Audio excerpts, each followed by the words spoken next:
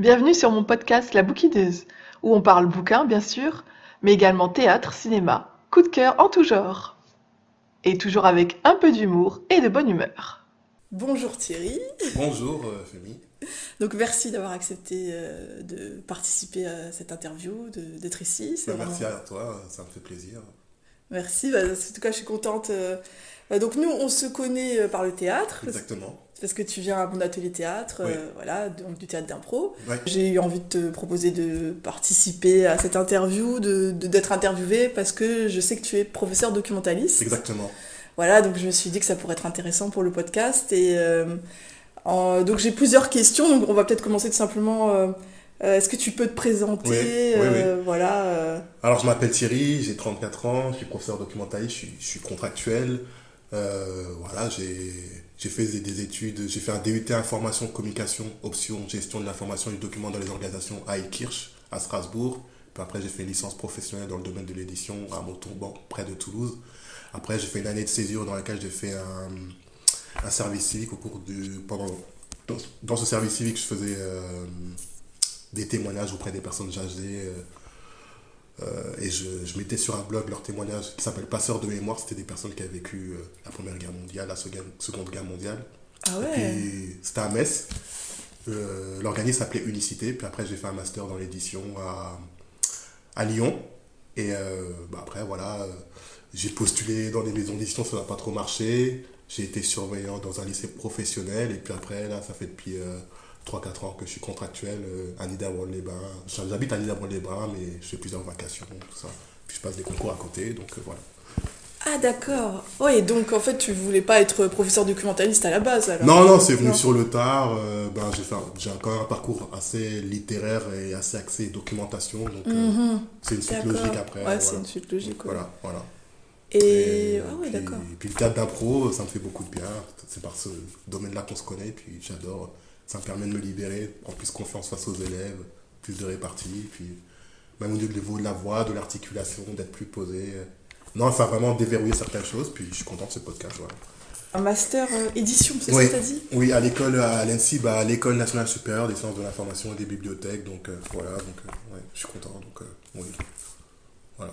Et ce master édition, donc tu pourrais travailler dans des maisons d'édition par Oui, exemple? oui, j'avais postulé dans des maisons d'édition, à Bordeaux, à Lille, mais les entretiens, ils n'avaient pas été fructueux quand je suis sorti de mes études, donc... C'est compliqué après Ah. d'intégrer ce secteur. Hein. Ouais, c'est ça, puis j'avais pas d'expérience et tout, puis après je me suis dit pourquoi pas les concours de l'enseignement. Bon, ma famille m'en avait déjà un peu parlé, mais à la fin des études, quand t'as un rapport de stage, un mémoire à faire, Ouais, je peux pas trop pas ouais. l'entendre parler des concours, puis après j'ai réfléchi, je me suis dit pourquoi pas et tout, puis voilà, donc voilà, fier de mon parcours, puis voilà, et que dire de plus. Ah bah oui, J'adore oui. lire, j'adore écrire. D'accord, Voilà. d'accord. Tu écris... Oui, j'écris de temps en temps des choses bon, en guise de catharsis, tout ça, quand j'ai des réflexions, tout ça pour me poser. Mais Et je pense que j'ai pas assez de force pour écrire un livre, pas assez d'imaginaire, mais j'ai déjà écrit des poèmes, tout ça, j'ai déjà écrit des choses. D'accord. J'ai déjà tenu des cours ensemble sur lesquels j'écrivais des choses, mais voilà. Donc, voilà. D'accord, vraiment un parcours littéraire, quoi. Oui, voilà. Ah ouais. Voilà. Et donc maintenant, dans ton métier de professeur documentaliste, c'est dans un collège? Oui, c'est dans un collège, oui. Ouais. J'ai fait que des collèges pour l'instant. D'accord, attends, on a déjà fait plusieurs. Oui. D'accord. Et donc ça fait combien de temps que tu as dit que tu es professeur documentaliste? 3 ans. 3 ans, Ouais, oui. ouais. D'accord. Ouais. D'accord. Et donc toi, tu as fait un master édition, mais il y a d'autres façons d'être professeur documentaliste? Oui, enfin, moi je suis professeur documentaliste, mais je suis contractuel, donc ça veut dire qu'à partir du moment, la situation des professeurs en France est assez tendue, donc à partir du moment Oui. qu'on a un master, Ouais, il te saute dessus. on s'inscrit sur le site du rectorat, voilà, c'est pas vraiment difficile, il faut juste montrer qu'on a une certaine appétence dans la lecture, la littérature, et sauf énorme cataclysme, ils nous prennent, donc voilà, donc... Je vois. voilà. Donc tu es contractuel, est-ce que tu as envie d'être titulaire? Ah oui, j'ai envie d'être titulaire, mais en fait j'ai passé plusieurs fois le CAPES de documentaliste, ça n'a pas été fructueux, été une fois aux euros à Reims, et là je m'oriente plus pour être professeur de français, donc là dans Ah 3 semaines, d'accord, je vais passer le concours, donc voilà, oui, j'ai envie d'être titulaire, oui bien sûr, oui, ouais. d'accord. Donc maintenant, tu vois plutôt ta vie dans l'enseignement. Ah oui, bien sûr, oui. Oui, Ah, complètement, d'accord. complètement. Ouais. Et j'avais reçu justement une bibliothécaire en interview. Je sais pas si tu as peut-être écouté l'interview. Non, j'ai pas écouté. Ouais. C'était une bibliothécaire jeunesse et du coup elle me disait qu'elle travaillait en collaboration avec des professeurs documentalistes. D'accord. Mais que c'était pas comment dire, qu'ils n'étaient pas sur la même longueur d'onde parce que les bibliothécaires jeunesse ils sont plus dans le côté ludique, Mhm. alors que le professeur documentaliste, c'est sérieux. Enfin, c'est sérieux. Il y a plus le côté pédagogique. C'est ça, oui, oui. Oui, j'ai eu l'occasion d'établir plusieurs partenariats avec des bibliothèques, notamment à Soultz-sous-Forêt, d'emmener mes élèves de 6e à la découverte de la médiathèque. Exactement, créer un partenariat, par exemple, s'il y a des livres qu'ils veulent et qui ne sont pas au CDI du collège, Ouais. qu'ils aillent à la médiathèque. Donc, voilà, c'était super intéressant. Puis ça crée une ouverture culturelle, ça crée une connexion. Ouais, ça leur permet de découvrir la bibliothèque s'ils ont jamais Fréquenter là-bas, oui. Ouais, c'est bien, ouais. Ouais.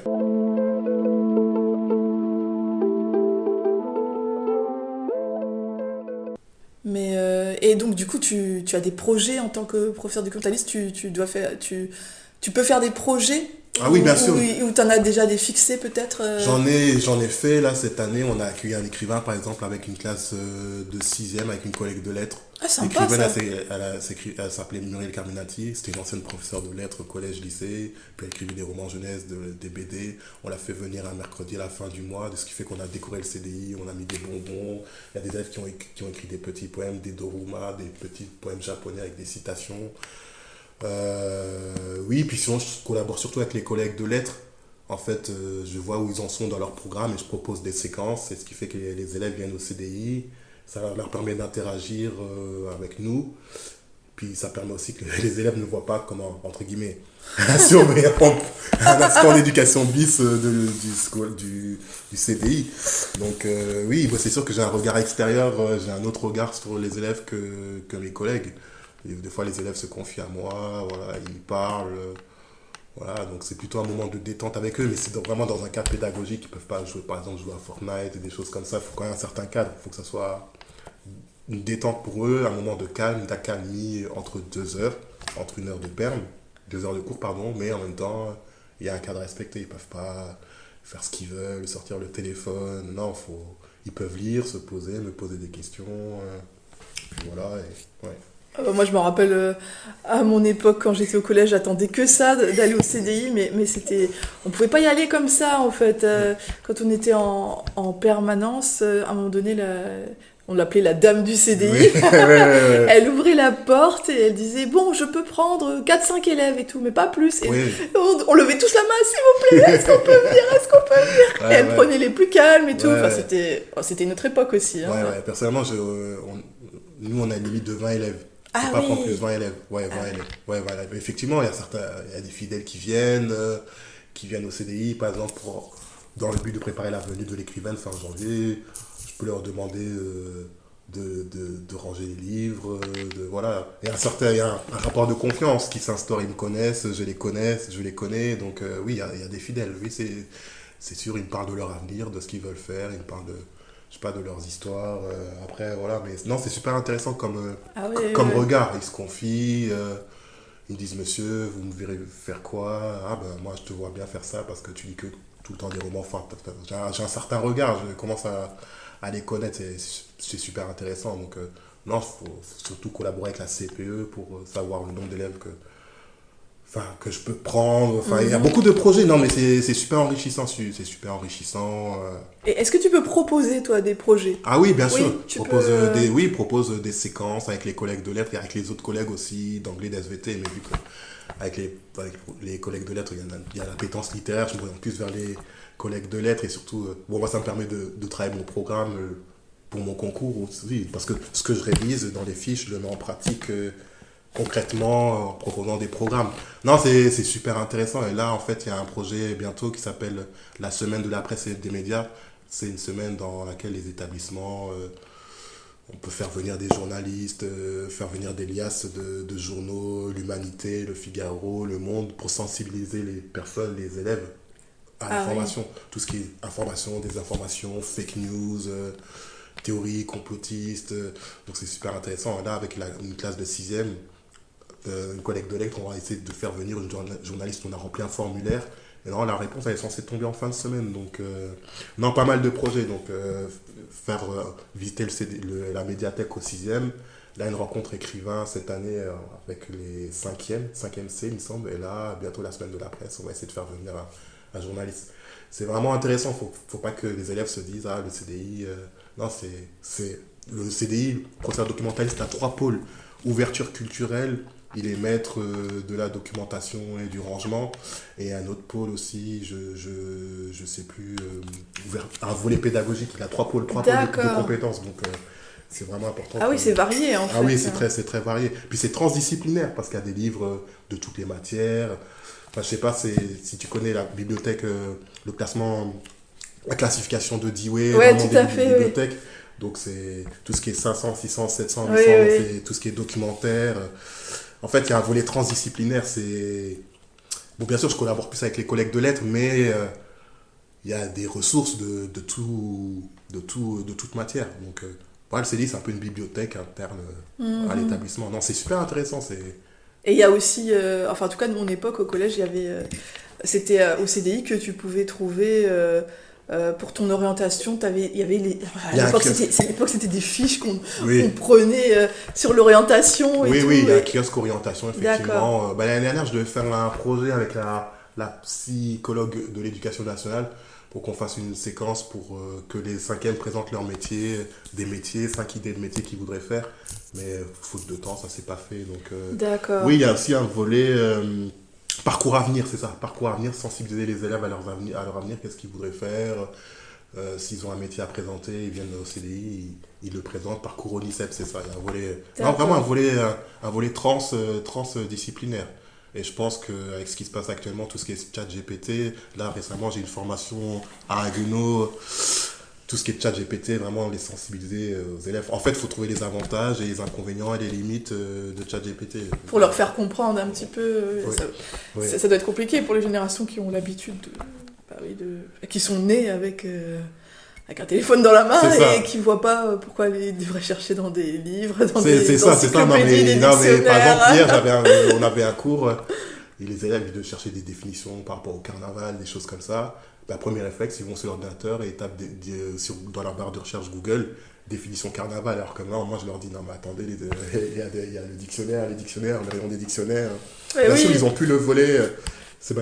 Ils ont plus le réflexe en fait, sûr. C'est pas comme nous qui... Enfin moi je me rappelle, je passais mes samedis après-midi à la bibliothèque à Strasbourg pour faire une dissertation de philo, on prenait les livres, etc. Ouais.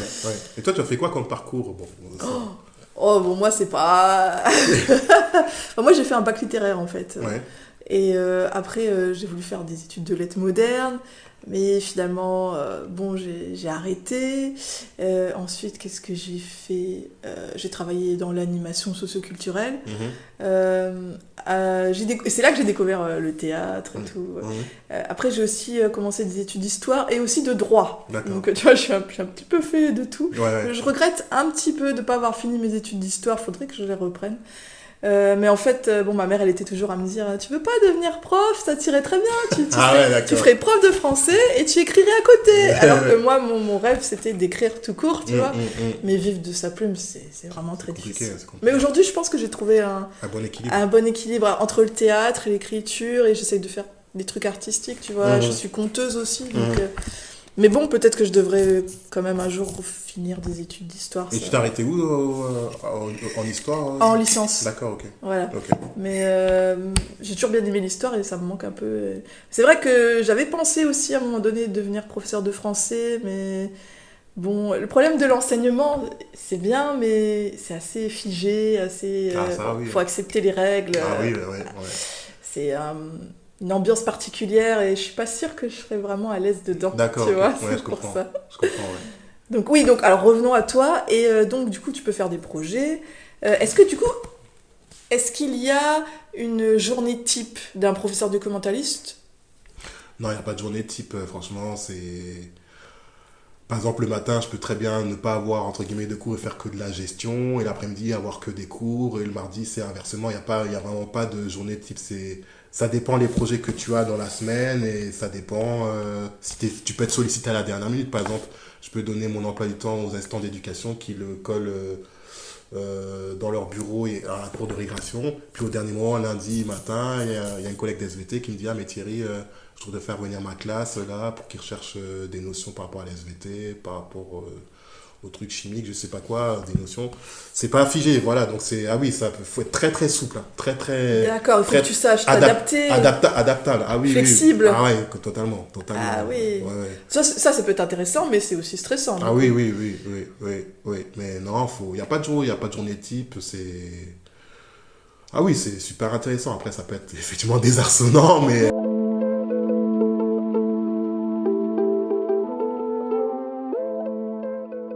Et est-ce que tu as une anecdote en tant que professeur de documentaliste, quelque chose, un truc sympa à raconter, ou au contraire quelque chose, Une anecdote. quelque chose de négatif, ou quelque chose que, ouf.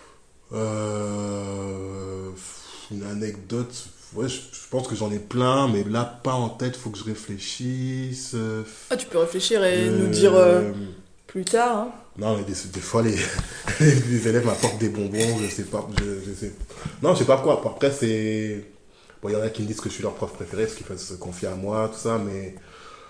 Oh, ça fait plaisir, ça. Mais non, mais après, Non, mais après, ça fait plaisir d'être valorisé dans le sens où ils savent que je suis pas totalement un professeur, mais que je peux l'être. C'est. Ah, des fois, ils m'offrent des chocolats, des fois, ils me. T'as une position un peu différente des autres Ouais, professeurs. polyvalente.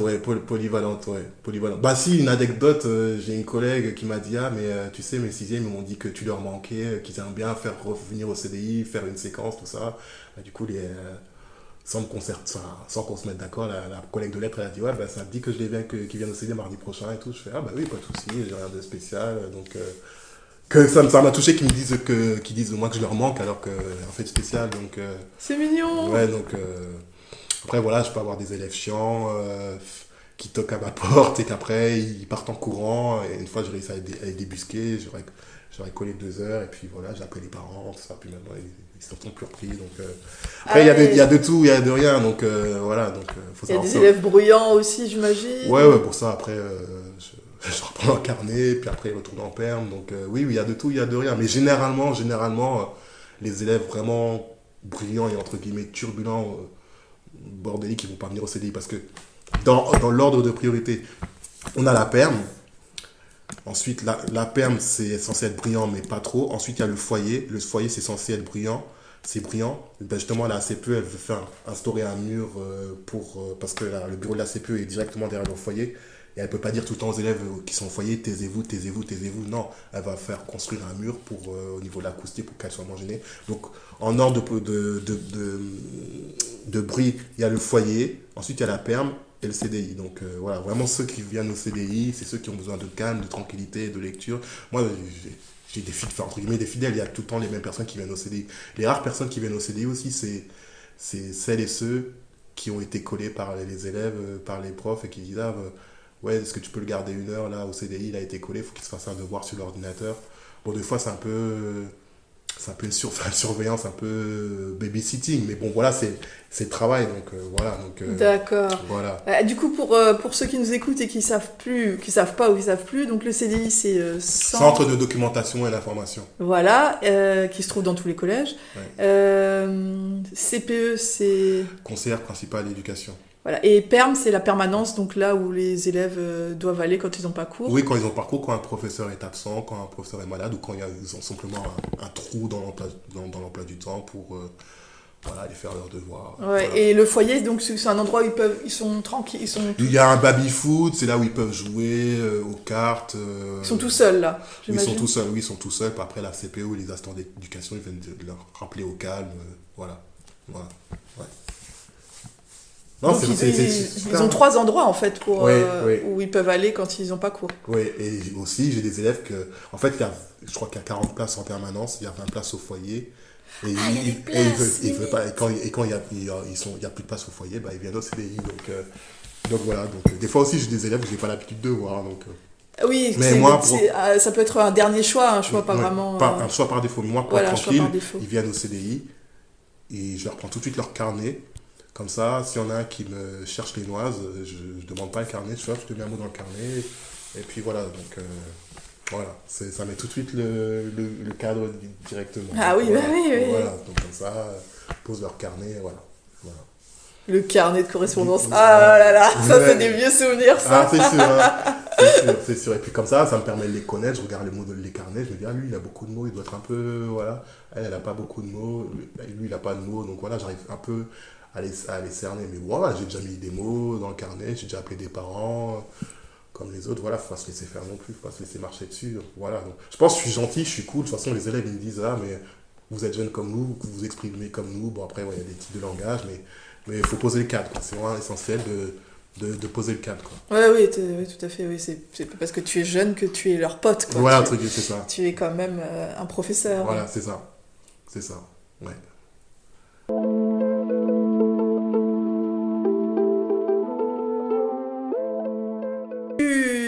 Est-ce que c'est toi qui t'occupes des acquisitions, des achats dans Ah ouais, ton CDI? ah oui, bien sûr, oui. Là, la dernière fois, il y a une commerciale de Milan qui est venue. Je voulais prendre beaucoup de livres, mais je me suis rappelé que l'établissement n'avait pas de budget, donc j'ai pas pu. J'étais un peu frustré et tout. Donc oui, mais généralement, oui, l'année dernière, j'ai fait une commande pour que les élèves aient de nouveaux livres. Après, on a un coin lecture aussi au CDI. C'est un coin lecture où de midi 45 à 13h15, les élèves peuvent venir lire en compagnie des collègues de lettres. C'est vraiment une demi-heure de détente où ils peuvent lire. Ah, Il y a 15 d'accord. personnes. Ça a été instauré l'année dernière. Ah, c'est bien J'ai ça. fait du rangement. J'ai un peu rangé les magazines, les périodiques. J'ai rangé les magazines qui dataient en dessous des années 2010. J'ai un peu archivé, quoi. Donc ça a été instauré l'année dernière. Donc oui, c'est vraiment un lieu de détente. Ah oui, une anecdote. Ah oui, j'en ai une maintenant. En fait, j'ai fait une vacation dans un CDI, c'était plus d'un mois et demi, 2 mois, l'année dernière ou il y a 2 ans. Et il y avait un coin lecture, et dans ce coin lecture, il y avait un lit, il y avait des lits. Une fois, il y a une élève qui a tellement pouffé de rire. Ben, qu'est-ce qui s'est passé dans le lit? Ça a fait pipi dans le lit. Et du coup, moi, j'ai informé les agents d'entretien. Ben, ils ont dû changer de lit, changer le drap, tout ça. Donc, j'ai dû informer la dame que je remplaçais et tout, parce qu'elle était en arrêt maladie. J'ai dit, ouais, faites gaffe, le lit là, il va être changé parce que il y a une élève qui a pouffé de rire et qui a fait pipi dans le lit. Voilà, une anecdote qui me vient à l'esprit, donc voilà. Voilà. Ouais, Ah là là là là. ouais, c'était, ouais. Et alors, donc, tu as un budget pour acheter des livres? Oui, j'ai un budget. Bah, dans les autres établissements que je fréquentais l'année dernière, j'avais un budget. Les années précédentes, j'avais un budget. Mais là, c'est particulier dans mon collège parce il y a un budget, mais il n'y a pas vraiment de budget CDI, quoi. Ah, il n'y a pas de budget spécifique. Voilà, D'accord. En fait, cette année, dans mon collège, ça fonctionne par projet. Par projet. Donc, faut avancer des projets, il faut dire des projets en amont et pour avoir les subventions nécessaires. Voilà. Ah oui, d'accord. Là, par exemple, la rencontre écrivain que j'ai faite, j'ai dû la faire passer par le FSE. Le FSE, c'est le fonds de solidarité éducative. Donc, j'ai dû faire passer par un autre biais pour faire venir l'écrivain, parce que sinon, il ne serait pas venu. Après, les problématiques financières sont assez compliquées Ah, je vois. selon les établissements. Donc,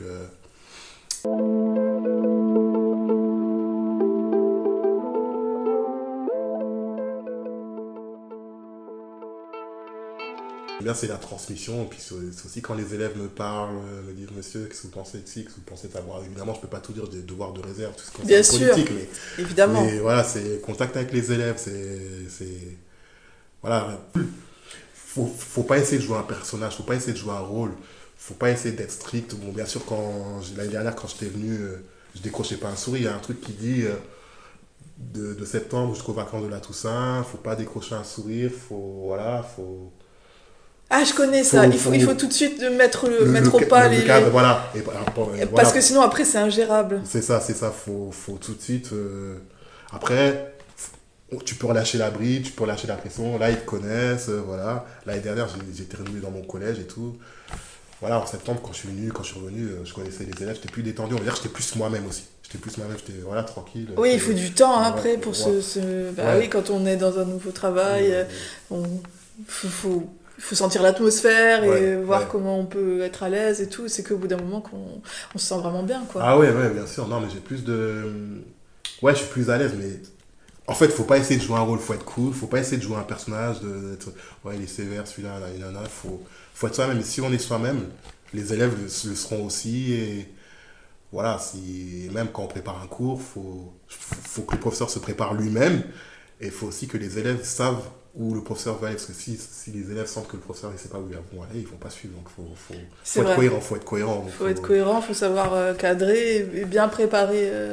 Ah là, il n'y a pas de place pour l'improvisation. Du coup. Exactement. Ah, si des fois j'improvise quand même, quand il y a des. Ouais, je réussis quand même à improviser. Bon, des fois quand les élèves n'ont pas de feuilles, des trucs comme ça. Enfin voilà, je réussis quand même à improviser. Là, bon, je me dis que. Voilà, donc.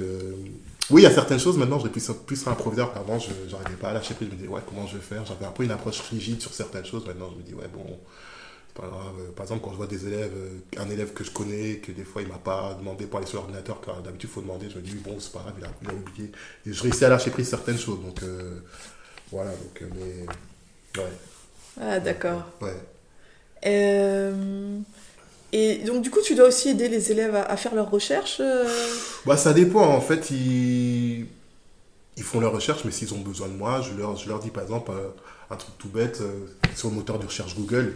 Les élèves, ils comprennent pas que quand ils font une recherche, une requête, il faut taper le moins de mots possible pour que Google affine la recherche. Ah Par oui, exemple, tout ils à posent une fait. question, par exemple, je pose une question, par exemple, un exemple, de quelle couleur sont les pingouins? Eux, ils vont taper de quelle couleur sont les pingouins. Voilà. Il faut juste taper couleur pingouin.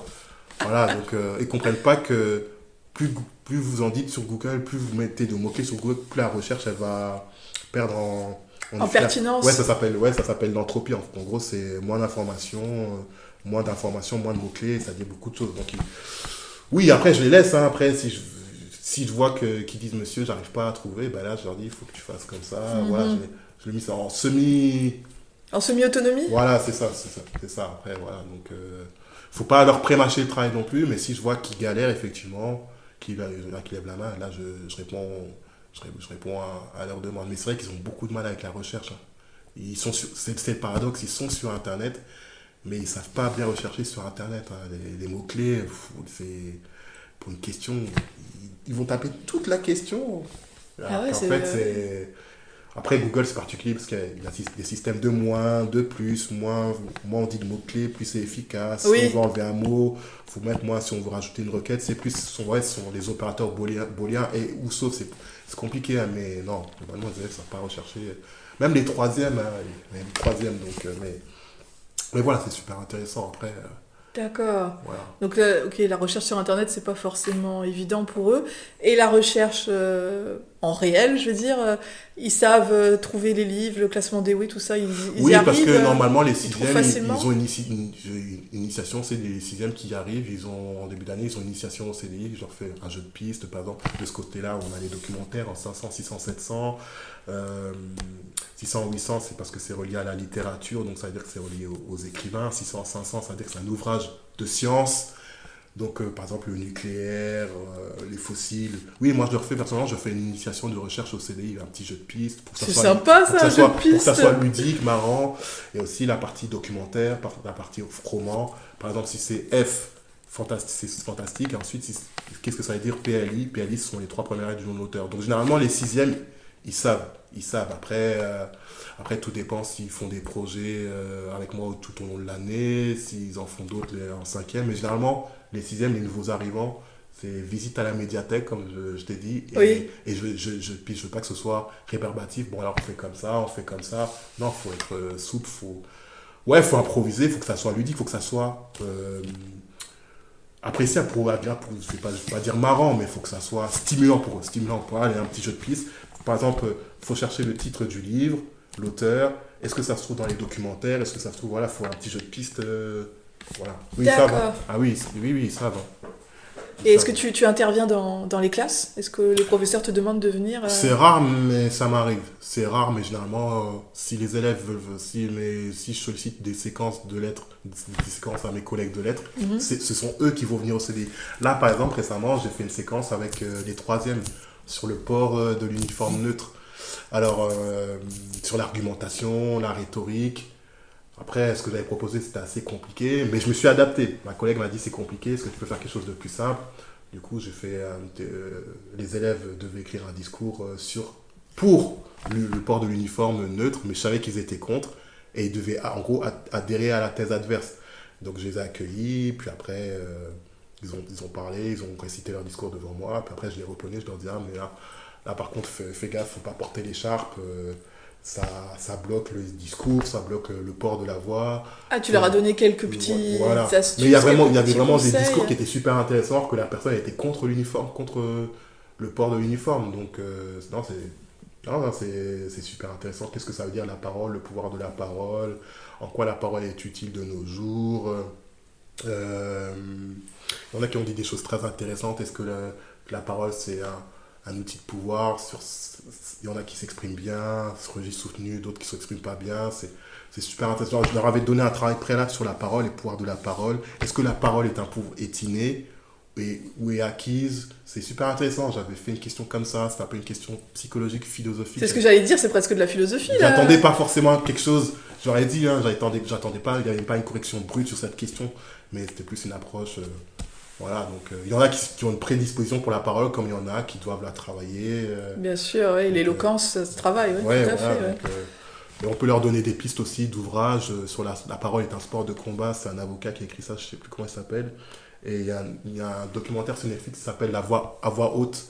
C'est sur le concours Eloquentia à Paris, à Seine-Saint-Denis. Ce sont des jeunes de banlieue, de quartiers populaires défavorisés et ensuite il y a un professeur qui leur dit, ils participent à un concours et après ils gagnent quelque chose. En gros, ouais, la parole, c'est un outil de pouvoir, mais c'est vrai, transmission, transmettre le savoir, voilà, le rapport aux élèves, qui se confie, voilà, j'aime bien leur parler, mais je me dis, ouais, c'est super ce que j'ai fait, c'est bien, voilà, puis je me lève le matin, je suis pas stressé, je me dis, enfin, il y en a qui se lèvent pour aller au travail, qui sont, voilà, bon, ce sont des impondérables, on n'a pas tous, Bien sûr. mais moi je me dis, je vais se rentrer, je me dis, je vais avoir ça, je vais avoir ci, c'est bien, ouais, on est valorisé, franchement, je me sens à ma place, je me sens à ma place. Non, D'accord, absolument. c'est génial Je ça. me sens à ma place, donc...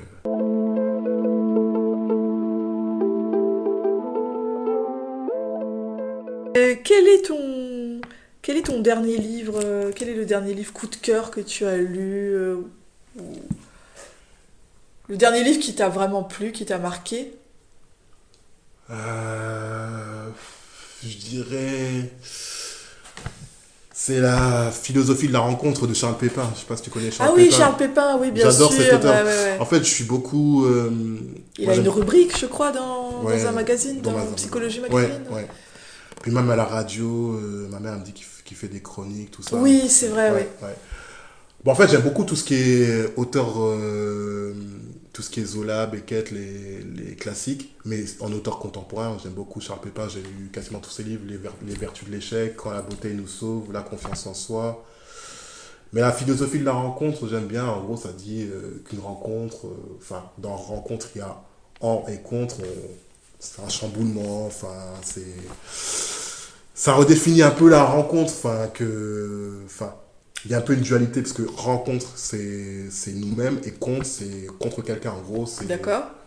que ce soit amicalement ou professionnellement ou amoureusement, il faut s'harmoniser, faire des projets ensemble, faire des compromis, des concessions. Oui, philosophie de la rencontre. Et là récemment je me suis pris de lui c'est quoi le dernier livre qui est sorti, c'est Vivre avec son passé. Bon, là, vu que j'ai les concours, tout ça, beaucoup de choses à lire.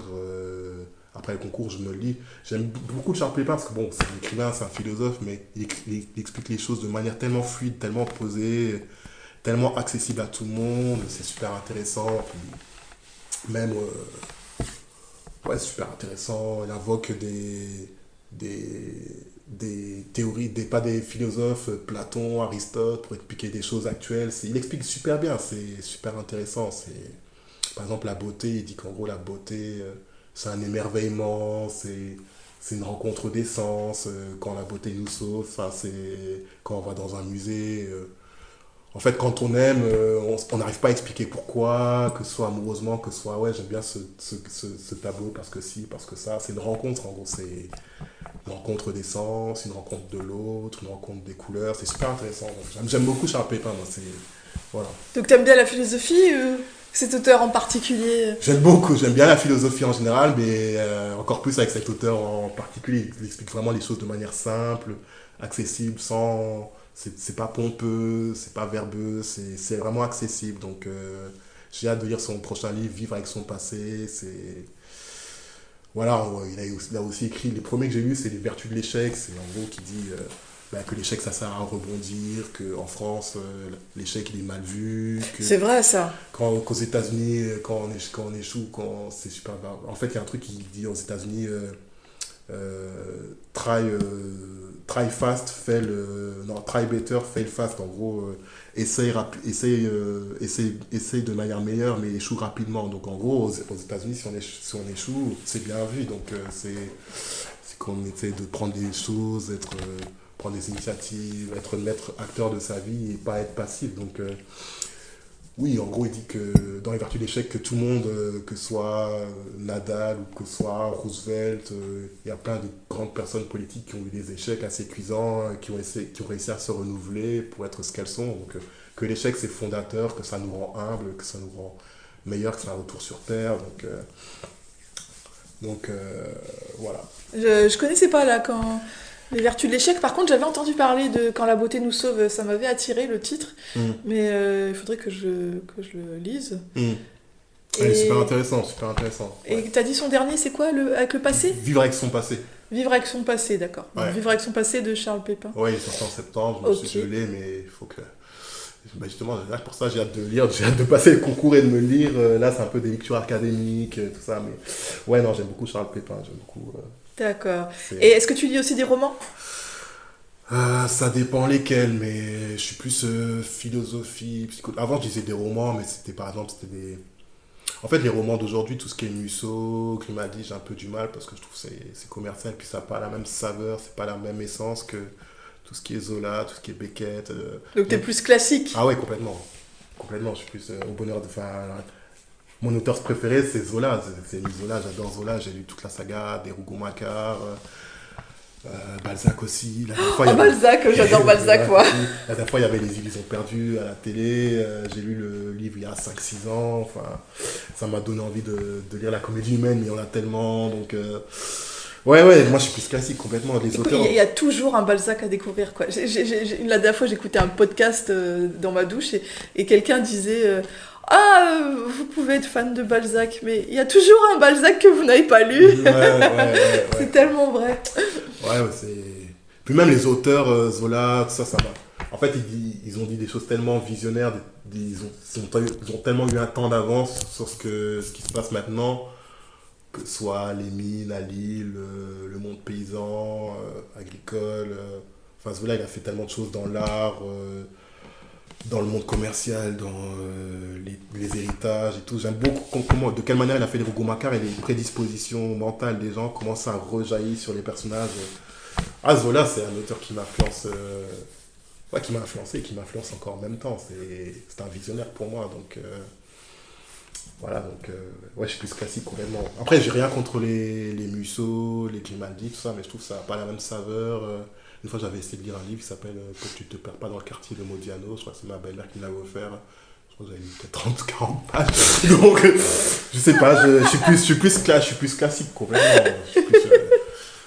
Je suis plus livre papier, moi, la liseuse. J'aime pas trop. J'avais fait un mémoire sur ça, qu'en gros, quand on lit papier, c'est plus...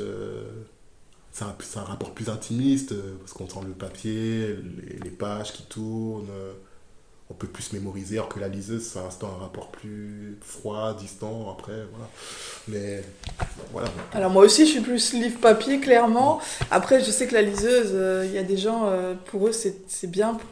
Les gens qui ont du mal et qu'il leur faut plutôt une liseuse qu'un livre papier, tu vois, que le livre, c'est trop lourd, ou il y en a qui prennent des liseuses pour aller en vacances, tu vois, c'est plus léger, donc je comprends aussi, quoi. Disons... sur internet, des fois, t'as des gens qui se battent, le petit combat liseuse contre livre papier. Moi, je trouve que chacun doit prendre ce qu'il aime, quoi.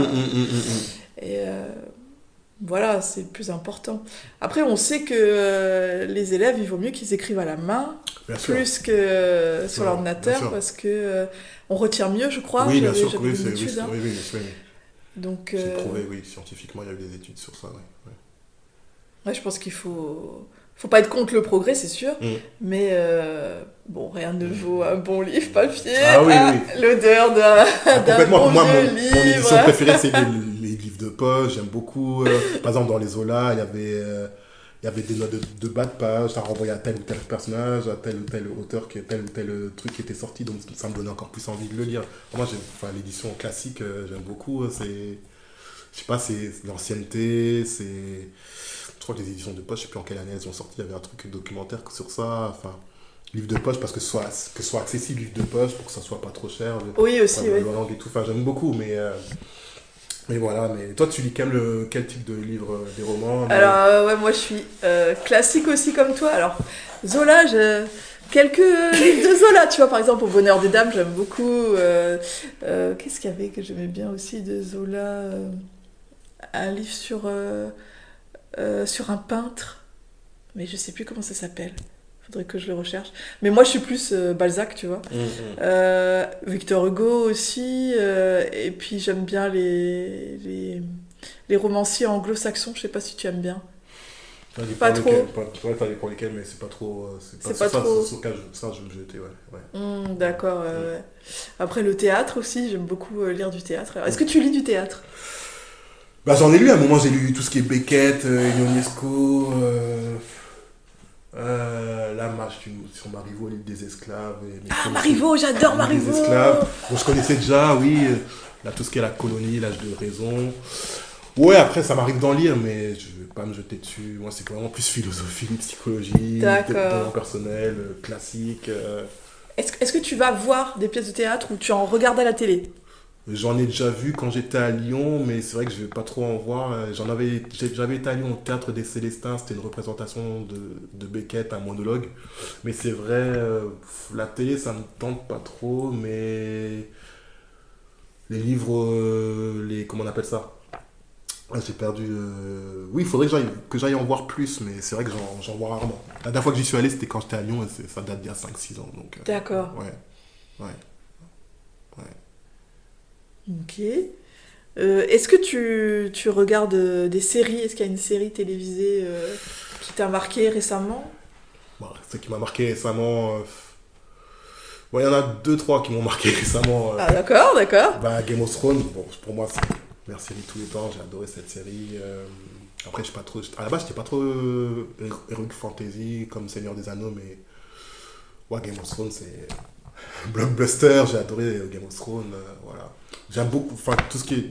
Dans Game of Thrones, ce que j'ai vraiment aimé, c'est le côté manichéen. C'est au début, on se dit, eux, ils sont vraiment les méchants de l'histoire. Et puis, vraiment, la troisième, la quatrième saison, on se rend compte que on adore détester ces méchants et on s'attache aussi aux méchants. En fait, il n'y a pas de bien, de mal. On croit vraiment que dès la première saison, ce sont vraiment eux les méchants, les Lannister. Et puis après, non, en fait, tout le monde peut adhérer à la famille à laquelle il veut, selon leur goût, leurs prédispositions, les valeurs. Ouais, Game of Thrones, oui, carrément. Sinon, Black Mirror, j'aime beaucoup cette série. Ah oui, j'en ai entendu parler. Ah, c'est spécial. J'en ai regardé quelques-uns seulement. C'est spécial. Après, j'avais regardé les premières saisons, un épisode une fois. C'est perturbant, hein. Ça questionne sur le rapport au téléphone portable, à la technologie. C'est assez perturbant. Mais intéressant. C'est très intéressant. Ah oui, ça dérange, hein, complètement, ça dérange. Du coup, il y a des trucs que je fais maintenant, le portable en mode avion pendant une série, ne pas déranger. J'avais fait une cure de désintoxication d'Instagram. Avant, j'avais un profil Instagram où je mettais tout n'importe quoi, tout ça. Mais maintenant, je mets plus des livres, ce que j'aime comme livre, tout ça. Oui, ça questionne sur les réseaux sociaux, le rapport. Ah oui, complètement. Avant, j'avais Snapchat, j'avais des trucs, maintenant, j'ai enlevé. Donc ça questionne, oui, complètement au niveau de la concentration, des notifications, de l'hormone de la dopamine. Ah oui, oui. Ouais. Puis après, j'aime beaucoup Breaking Bad aussi. Breaking Bad, je sais pas si tu as suivi. Ah non. L'histoire d'un prof de chimie, il apprend qu'il a un cancer. Ma sœur, elle m'en avait parlé, un prof de... Physique-chimie, ouais. C'est ça, qui va tomber dans la drogue, ouais, c'est ça? Ou qui va devenir dealer de drogue? Pour se venir à ça, voilà, pour remettre sa famille à l'abri. Il va tomber dans la drogue et tout. Donc, ouais. Puis, non, vraiment, les 3 séries-là. C'est ces 3 séries-là, d'accord. Et toi, tu regardes quoi comme série? Récemment, alors bon, moi, j'ai pas la télé, hein, je regarde sur l'ordi, alors je regarde en replay ou j'ai pas Netflix. Qu'est-ce que j'ai regardé? Moi, j'aime bien les séries d'Arte. Alors, je sais pas si tu regardes. De temps en temps, ça m'arrive. Alors, qu'est-ce que c'est? La dernière série que j'ai regardée, il y en avait plusieurs. Il y en avait une, ça se passe dans un asile psychiatrique. Je crois que c'est en Angleterre. Et donc, en fait, on suit l'histoire de l'infirmier. On va dire que l'infirmier psychiatrique, c'est le héros, si tu veux. Et il est un petit peu à un tournant de sa vie parce que on lui propose on lui propose une promotion. Il pourrait devenir un petit peu le chef de service. Donc il y a certains collègues qui l'encouragent, allez vas-y, t'as la capacité de le faire et tout. Il hésite parce qu'il est bien en tant qu'infirmier psychiatrique. Et en même temps il y a sa sœur qui va se marier. Et en fait tous ces événements font qu'il perd un peu pied et on voit un petit peu au fur et à mesure quels sont les événements traumatiques qu'il cache et qui sont en train de le faire un peu basculer. Mais ce qui est intéressant, c'est qu'on ne suit pas que lui, tu vois, on suit les patients de l'asile. Et donc, en fait, à chaque épisode, t'as focus sur un patient, une jeune femme qui est atteinte de... Alors, je sais plus qu'on appelle ça... en gros, elle veut coucher avec tous ceux qu'elle voit, alors qu'elle est mariée, donc c'est compliqué. Nymphomanie, hein, c'est ça. Hein. Un homme quelqu'un qui est bipolaire, une autre qui a fait des tentatives de suicide. Enfin, ils ont tous des problèmes et on les suit. Est-ce qu'ils vont s'en sortir ou pas et tout. C'est vraiment intéressant. Et il y avait une autre série qui était pas mal aussi. C'était aussi sur Arte. Alors c'était une série nordique. Alors je sais plus si c'était Suède ou Finlande, je sais plus. En fait, c'est une jeune fille. 13-14 ans, je crois. Elle accuse son beau-père de la frapper, elle et son petit frère. Et donc, en fait, on suit... on la voit, elle, on voit l'assistance sociale qui commence on va dire, à s'impliquer beaucoup dans cette histoire. Il croit la jeune fille, donc il essaye de faire en sorte de la sortir, elle et son frère, de la famille. On voit le beau-père, on voit la mère, sauf que le beau-père et la mère disent que ce n'est pas vrai. Alors, quelle est la vérité? Est-ce que la jeune fille ment?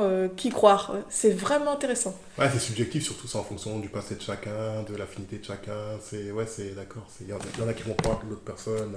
Du coup, on voit aussi, tu vois, les rouages de l'administration à partir du moment où l'assistant social il commence à s'occuper de son dossier. Si on la retire à la famille, qu'est-ce qui se passe? Tu vois, c'est compliqué. Où est la vérité? Enfin, vraiment. Où se situe la vérité? Il y a toujours une espèce de zone grise. C'est ça. Ouais. Est-ce que l'assistant social est pas un peu trop en train de s'impliquer? Enfin, c'est vraiment bien. D'accord. Et la jeune fille joue très bien. D'accord. Je sais pas si c'est encore disponible en replay. Comment ça s'appelle? Attends, comment ça s'appelle? Bonne question. C'est sur Arte, mais comment ça s'appelle? Je chercherai après. Mais je sais plus comment ça s'appelle. Voilà. Et j'ai vu que tu as un livre, Barack Obama, la Terre promise, je l'ai aussi, mais je ne l'ai pas lu. Ah oui, c'est mon père qui me l'a passé. Oui, j'ai commencé à le lire, c'est très intéressant. Bon, après, je comprends pas tout quand c'est très politique, il y a des choses qui m'échappent, mais c'est intéressant de voir son parcours, tu vois, de voir comment il est devenu ce qu'il est. C'est sûr. Ça, il raconte sa rencontre avec sa femme, etc. Ce que j'ai bien aimé, c'est qu'il dit beaucoup que, en fait, il a toujours été intéressé de changer les choses, et donc forcément, du coup, ça passe par la politique, même s'il a d'abord fait des études de droit, mais qu'il se demande toujours jusqu'où faut-il aller, jusqu'où accepter les compromis, tu vois, avant de, comment dire, en fait c'est l'éthique quoi. Il se pose la question, mais si je vais jusque là, est-ce que je suis encore en accord avec moi-même? Est-ce que pour réussir en politique, est-ce qu'il faut pas un peu vendre son âme quoi?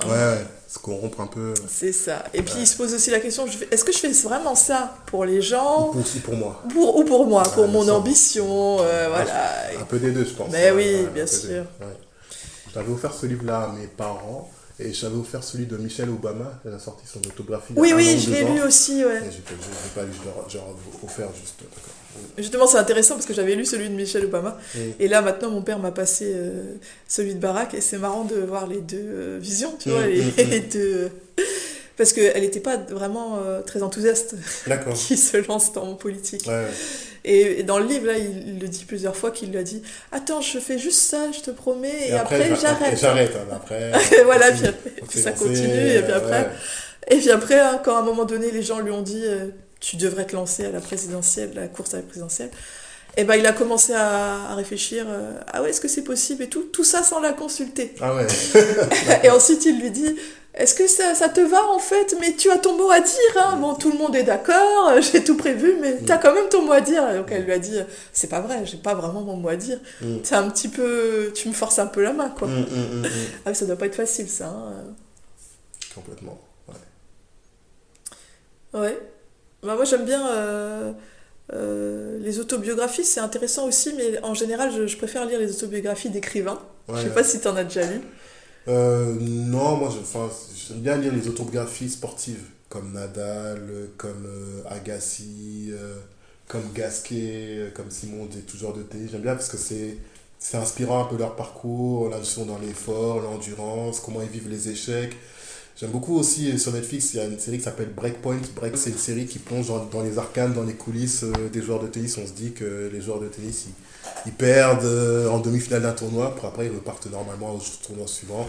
Puis on voit que par exemple, il y en a qui pètent un câble, qui fracassent leur raquette dans les vestiaires, que leur entraîneur les console. Ah Que ouais, maintenant, il y a quand un même. entraîneur, il n'y a plus seulement un entraîneur dans les cellules.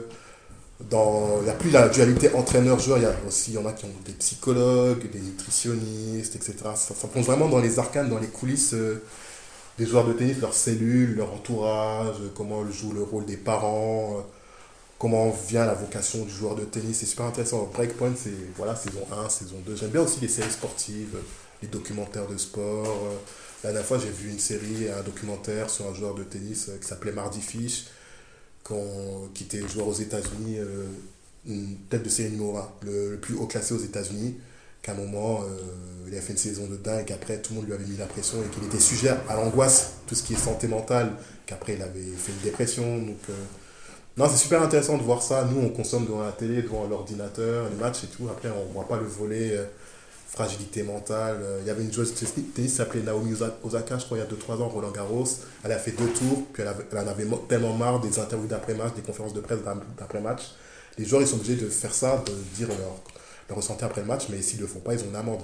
Et je crois qu'elle avait fait ça, elle avait évité pendant 1 ou 2 tours, puis après, même si elle avait gagné son dernier match, elle n'avait pas été éliminée, elle avait dit non, moi j'arrête, maintenant je pars, elle avait fait une pause pendant 1 an et demi, 2 ans. Tout ce qui est volet sentimental, psychologique, voilà, j'aime bien. Donc, Ah ouais, d'accord. En fait, t'es assez intéressé par... parce que ça revient plusieurs fois dans tes discours, par l'échec et en fait la capacité à rebondir. c'est ça, exactement, c'est ça. Mhm. J'adore, ouais. D'accord, ok. Mm. Ah ouais. Non, moi, ce que j'aime bien, tu vois, dans les autobiographies d'écrivains, bah, c'est comme je suis écrivain moi-même, c'est de voir un petit peu comment les autres ils gèrent le doute, tu Le vois. syndrome de la page blanche. Ouais, c'est ça, Ouais. l'impuissance, le fait de pas se sentir reconnu. Et ça, j'aime bien. J'ai déjà lu Agatha Christie, Stephen King aussi. Enfin, bon, c'est intéressant de voir un peu comment ils font. Aussi, toujours le fait que le côté artistique, ça rime souvent avec folie ou peur justement de la folie, de peur de devenir fou, etc. Ça m'intéresse aussi, tu vois. Qu'est-ce que je voulais dire? Depuis combien de temps tu es écrivaine? Enfin, depuis combien de temps tu écris vraiment de manière assidue, régulière? Assidue, alors j'ai toujours écrit quand j'étais enfant, mais on va dire depuis l'âge de 18 ans. D'accord. J'écris vraiment plus de manière plus régulière. Voilà. D'accord. Et t'as des pauses, t'as des moments où t'écris la journée, la nuit Ah, c'est plus le matin. Ouais. Ouais, je suis plus du matin. Mais par contre, les poèmes, ça peut me venir en pleine nuit, tu vois. Donc c'est bien compliqué. D'accord. C'est toujours la question, je me lève et pour écrire le poème, et du coup, je risque de louper le train du sommeil. Ou alors, j'espère que ça va tenir et que demain matin, je vais m'en rappeler, mais pas forcément. D'accord. Il y a un autre livre que j'avais beaucoup aimé, c'est L'homme qui dort de Pérec. En gros, c'est l'histoire d'un étudiant, il est tout le temps dans son lit, il s'évade dans les pensées. Bon, en gros, ça dit qu'il faut pas vivre, qu'il faut pas penser sa vie, qu'il faut la vivre. J'étais un peu à une époque comme ça, un rêveur, pas dans le concret. C'est une lecture qui m'a beaucoup marqué, qui m'a beaucoup sensibilisé. Ah, je connais pas du tout. L'homme qui dort de Pérec. D'accord, ok. Donc, voilà. Le livre que j'ai beaucoup aimé, qui m'a beaucoup influencé aussi, ce sont les pensées, les essais de Montaigne. J'ai adoré ce livre, j'ai lu l'édition intégrale de 1380 pages, là. Tu sais, l'édition de Gallimard. J'ai adoré ce livre. C'est un des livres qui m'a le plus influencé dans ma vie, dans ma manière d'être, dans ma philosophie de vie.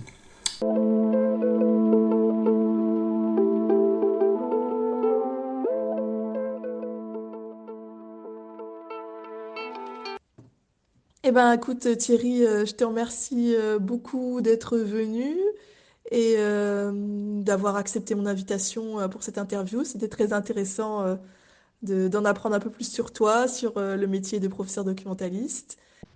Bah écoute Fémi, c'est plutôt moi qui te remercie de m'avoir convié à ton podcast. C'était vraiment très bien et c'était vraiment super.